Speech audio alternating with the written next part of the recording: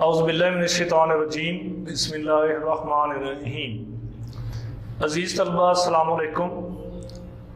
Class दाम के lecture के साथ मैं Kamran Danish Misali Zakaria higher secondary school Arif Aala से आपसे मुखातिब हूँ। हमारा जो आज का लेक्चर है वो मुश्तमिल है उर्दू ग्रामर पर। बेटा ये उर्दू ग्रामर मरूज़ी के अंदर आती है और इसके 3 नंबर होते हैं, लेकिन ये 3 नंबर लेना बहुत मुश्किल है क्योंकि ग्रामर को समझना, इसकी मिसालों को याद रखना ये एक बड़ा मुश्किल काम है। ये बिल्कुल उसी तरह है जिस तरह के आप रियाजी के सवालात हल करते हैं।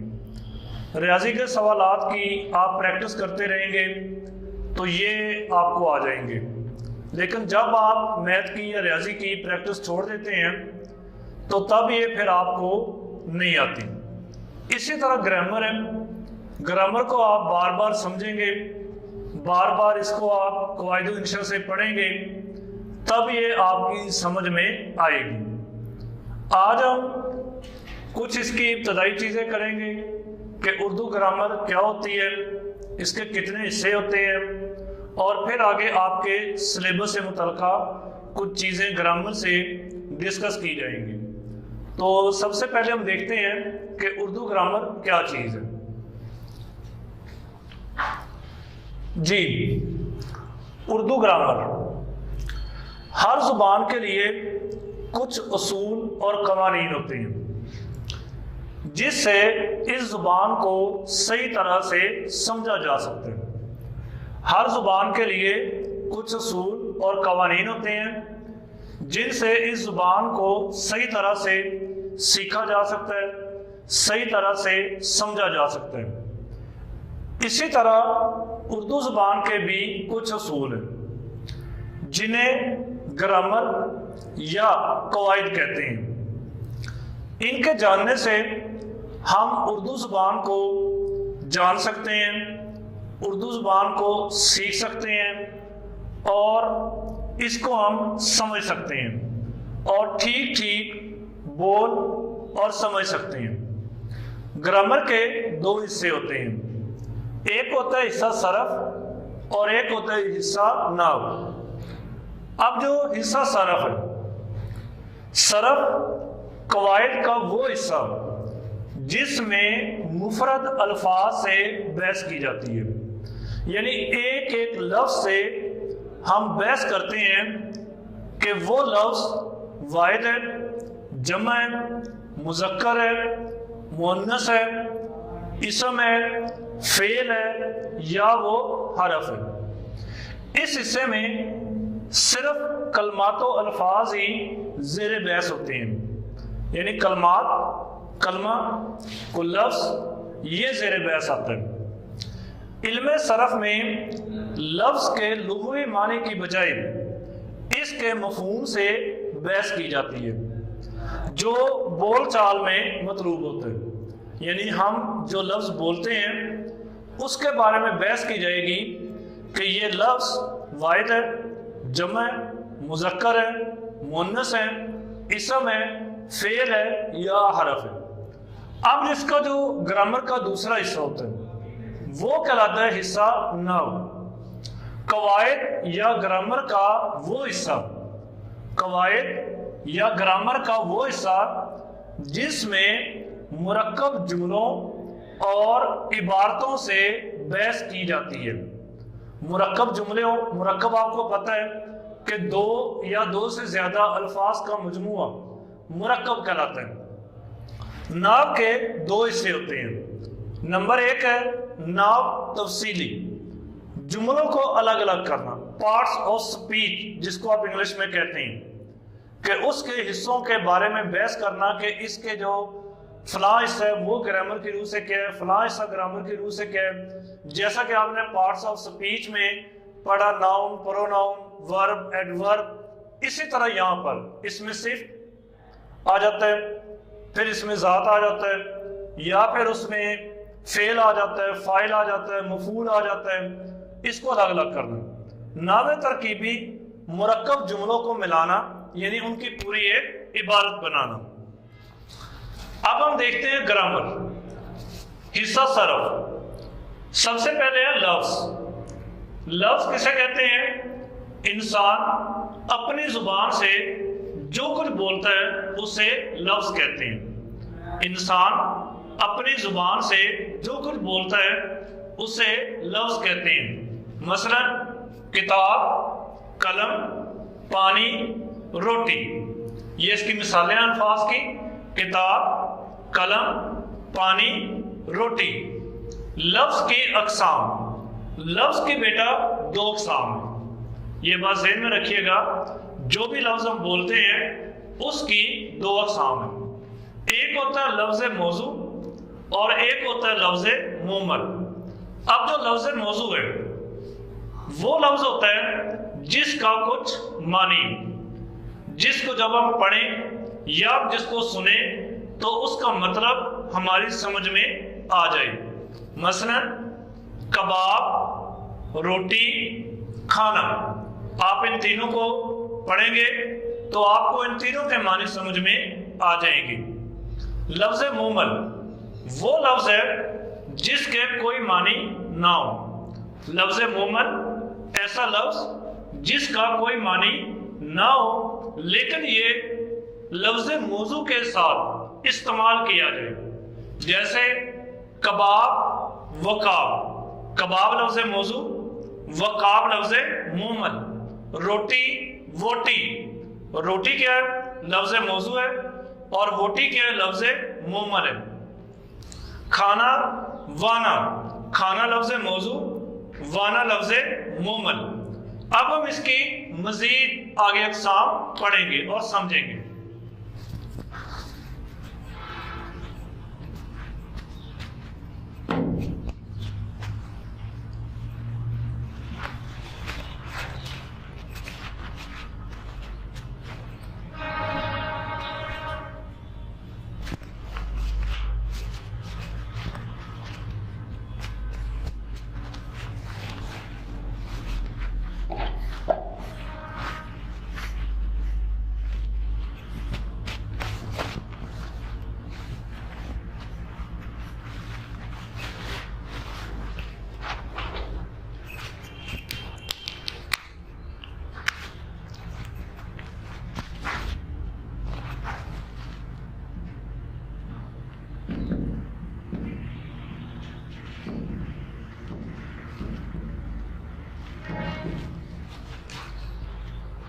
जी,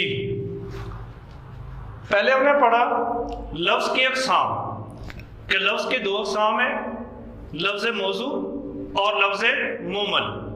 लफ्ज मौजू मैंने आपको बताया कि वो लफ्ज जिसका कोई मानी, कबाब, रोटी, खाना।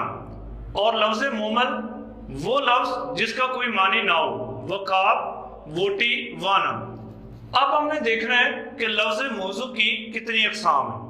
लफ्ज मौजू की दो अक़साम है, एक को बोलते हैं कलमा और एक को बोला जाता है कलाम। एक को क्या कहेंगे? कलमा, और दूसरे को क्या कहेंगे? कलाम। कलमा क्या होता है? कलमा होता है अकेला बामानी लफ्ज, कलमा कहलाता है। जी, कलमा किसे कहेंगे? अकेला बामानी लफ्ज कलमा कहलाता है। मसलन कबाब, रोटी, पानी वगैरह, ये अकेला बामानी लफ्ज कलमा कहलाएगा। अब इसके बाद है कलाम। दो या दो से ज्यादा बामानी अल्फाज का मजमुआ कलाम कहलाता है। कलाम क्या होगा? दो या दो से ज्यादा बामानी अल्फाज का मजमुआ कलाम कहलाएगा। इसकी हम मिसालें देखें। तायर नेक है, अमजद लायक है। तायर नेक है, अमजद लायक है। ये थी लफ्ज़ मौजू की अक़साम। एक को हमने कहा कलमा, एक कलाम। अकेला बामानी लफ्ज़ कलमा कहलाता है। कबाब, रोटी, पानी। कलाम दो या दो से ज्यादा बामानी अल्फाज का मजमुआ कलाम कहलाता है। मसलन तायर नेक है, अमजद लायक है। अब हम देखते हैं कलमा की अक़साम। अब हमारे पेश नजर है कलमा की अक़साम। कलमा की 3 अक़साम है, इसम, फेल और हर्फ। कलमा की 3 अक़साम है। एक को बोलते हैं इसम, एक को बोला जाता है फेल और एक को बोला जाता है हर्फ। अब हम देखते हैं कि इसम किसे कहते हैं। इसम इंग्लिश में आपने पढ़ा होगा नाउन। इसम कहते हैं किसी शख्स, जगह या चीज का नाम इसम कहलाता है। किसी शख्स, जगह या चीज का नाम इसम कहलाएगा। इसकी जो मिसालें होंगी, मसलन अमजद, लाहौर, पंखा वगैरह, ये होगा इसम। अब इसके बाद है फेल। अब फेल क्या होता है? ऐसा कलमा जो जमाने के लिहाज से किसी काम के होने या करने को जाहिर करे। जी, फेल ऐसा कलमा जो जमाने के लिहाज से किसी काम के करने या होने को जाहिर करे। मसलन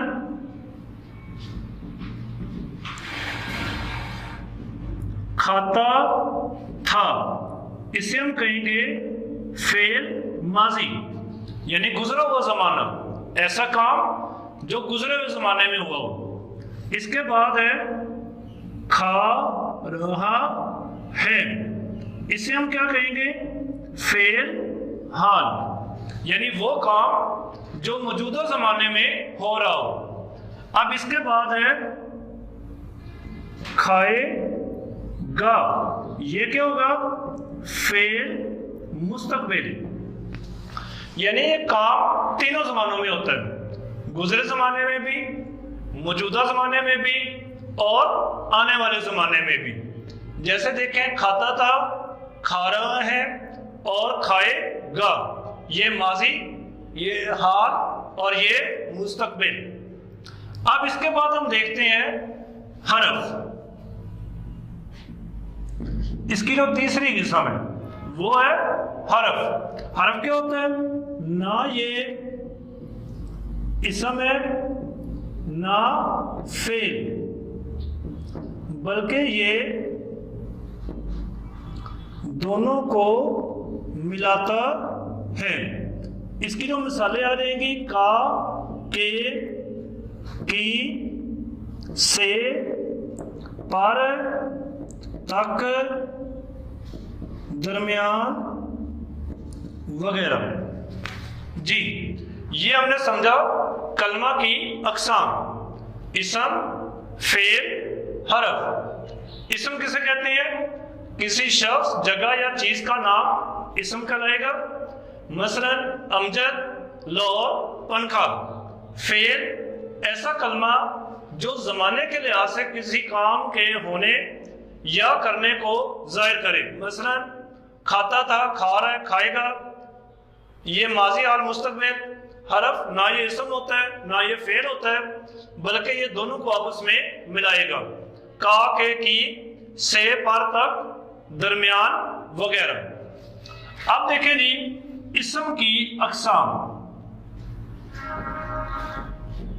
इस्म की अक़साम देखें। इस्म की अक़साम सबसे पहले हम देखते हैं बिलिहाज़े मानी या इस्तेमाल। इस्म की अक़साम बिलिहाज़े मानी या इस्तेमाल दो होंगी। एक है इसमें मारफा और दूसरी है इसमें नकरा। जी पहली किस्म कौन सी है? इसमें मारफा और दूसरी कौन सी है? इसमें नकरा। अब हम देखते हैं इसमें मारफा। ऐसा इस्म जो किसी खास शख्स, जगह या चीज के लिए इस्तेमाल हो। जी इसमें मारफा ऐसा इस्म जो किसी खास शख्स, जगह या चीज के लिए इस्तेमाल हो। इसकी जो मिसालें आ जाएंगी, मसलन लाहौर,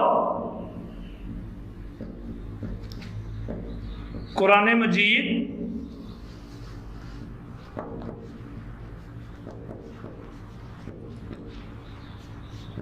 बादशाही मस्जिद, इसी तरह इस्लामाबाद वगैरह। जी ये इसमें मारफा ऐसा इस्म जो किसी खास शख्स, जगह या चीज के लिए इस्तेमाल हो। अब अगर आप इसमें किसी किताब को शामिल करना चाहिए, एक तो कुरान मजीद आ गया, फिर आ गई बांगे दरा जो अल्लामा इकबाल की किताब है, बांगे दरा, इसी तरह महमूद वगैरह, ये इसमें मारफा। अब इसके बाद है इसमें नकरा, ये दूसरी किस्म है इस्म की बिलिहाज़े मानी या इस्तेमाल। इसमें नकरा हम किसे कहेंगे? किसी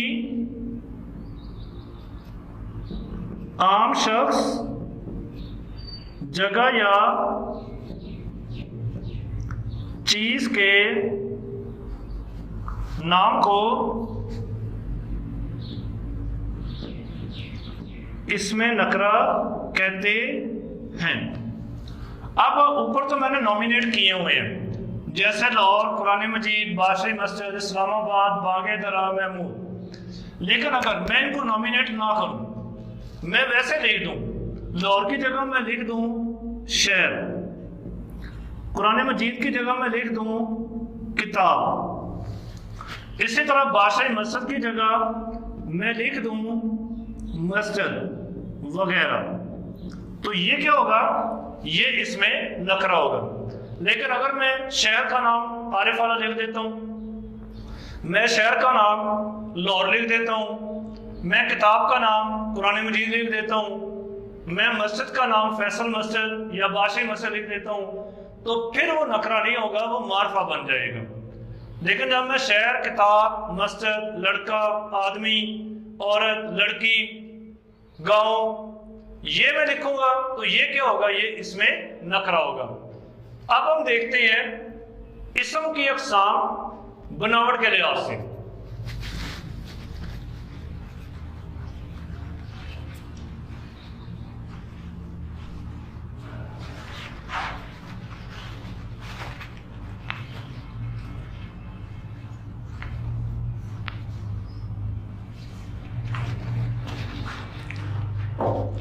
जी अब हम देखते हैं इस्म की अक़साम बिलिहाज़े बनावट। अभी थोड़ी देर पहले हमने पढ़ी इस्म की अक़साम मानी के लिहाज से या इस्तेमाल के लिहाज से, वो दो थी। एक था इसमें मार्फा और एक इसमें नकरा। लेकिन अब हम इसम की अक़साम पढ़ेंगे बनावट के लिहाज से, जो 3 है। नंबर 1, इसमें जामद, इसमें मस्दर और इसमें मुश्तक। जी ये 3 अक़साम है बनावट के लिहाज से। इसमें जामद, इसमें मस्दर और इसमें मुश्तक, ये 3 अक़साम होंगी। अब बारी बारी हम इनको देख लेते हैं। सबसे पहले है इसमें जामद। जी सबसे पहले इसमें जामद, ये क्या होता है? जामद के मानी है ठोस या सख्त। ये ना तो किसी लफ्ज से मिलकर बनता है और ना ही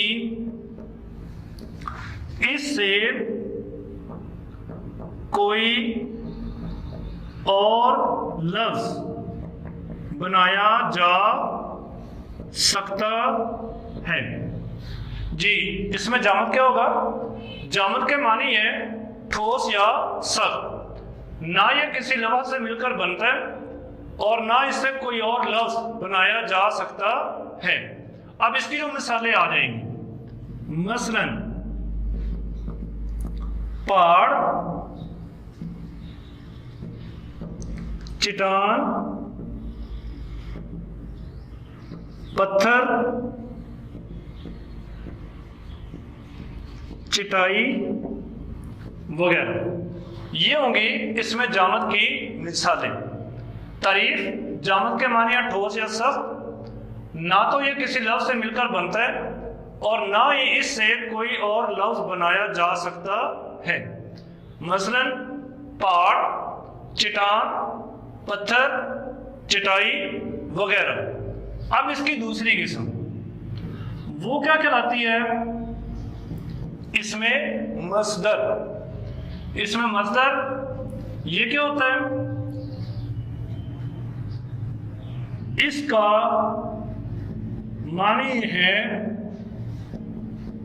निकलने की जगह। ये खुद तो किसी लफ्ज से मिलकर नहीं बनता।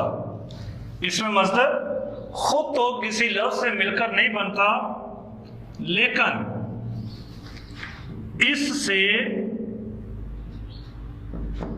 बहुत से नए अल्फाज बन सकते हैं। जी इसमें मस्दर, इसका मानी है निकलने की जगह।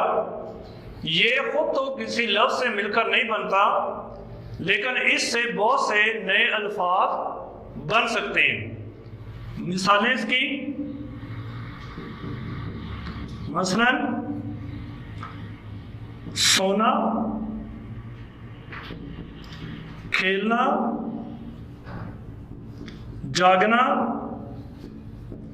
उठना, रोना, धोना वगैरह। अब देखें इसकी इलामत क्या होगी?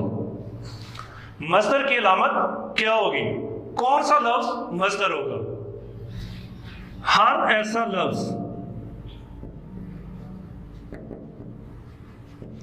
मस्दर होता है जिसके आखिर पर नून अलिफ ना आए और इसमें किसी काम के मानी भी पाए जाएं। आप इसकी अलामत ध्यान से सुन लें कि इसकी अलामत ये होती है कि हर ऐसा लफ्ज मस्दर होता है जिसके आखिर पर नून अलिफ ना आए और उसमें किसी काम के मानी भी पाए जाएं, जैसे सोना, खेलना, जागना, उठना, रोना, धोना। आप सारे अल्फाज को देख लें, इसके आखिर पर नून अलिफ ना भी आ रहा है और उसमें काम के मानी भी पाए जा रहे हैं। हाँ, बाज़ बात ऐसे अल्फाज हमारे सामने आ जाते हैं कि जिनके आखिर पे नून अलिफ ना भी आता है लेकिन वो मस्दर नहीं होते, क्योंकि उनमें किसी काम का मानी नहीं पाया जाता। अब वो अल्फाज कौन से होते हैं? चूना, नाना, ताना बाना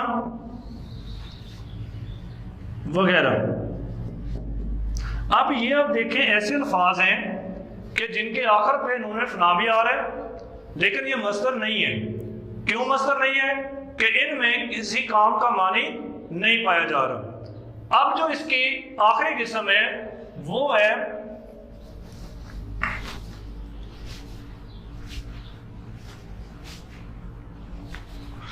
जी, इसकी अब जो आखिरी किस्म है वो है इसमें मुश्तक। जी, इसके मानी है निकला हुआ। जी, इसमें मुश्तक के क्या मानी है? निकला हुआ। ये